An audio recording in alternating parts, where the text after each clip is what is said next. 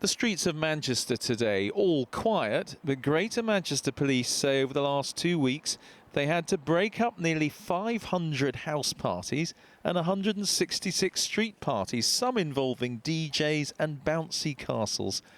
Now, with the Easter weekend approaching across the country, police forces are warning they are ready to step up how they enforce the rules of the lockdown. We will not at this stage be setting up roadblocks. We will not at this stage be starting to marshal supermarkets and checking the items in baskets and trolleys to see whether it's a legitimate, necessary item.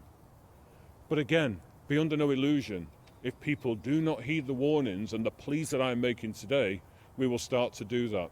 As Boris Johnson remains here in intensive care, where we're told his condition is improving, Foreign Secretary Dominic Raab this afternoon chaired an emergency COBRA meeting. A decision's due next week on whether the lockdown should continue, and the government seems set to extend it.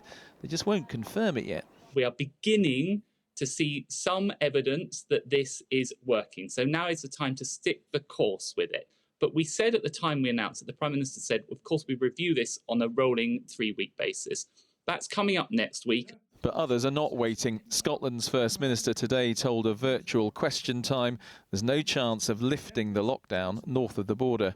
There is no likelihood or prospect of these measures being lifted after the Easter weekend. It is likely that restrictions and measures are going to be in place for some weeks to come yet. The Welsh Government say the same, and they expect London to follow suit. We don't see any prospect of lockdown ending. There isn't the scientific advice to support lockdown ending now, so it has to continue, and let's be direct and honest with the public. And I think that all 4 governments will be in that position very soon. And if you've had enough of politicians telling you to stay home, here's an expert. The virus is already out there, it's still circulating, it hasn't gone away. If we remove these suppression manoeuvres, everyone's going to start catching it again and it'll come flaring back up like a bushfire. The lockdown is painful, but it seems only a matter of time before it's officially confirmed. We will be living with it for a while yet.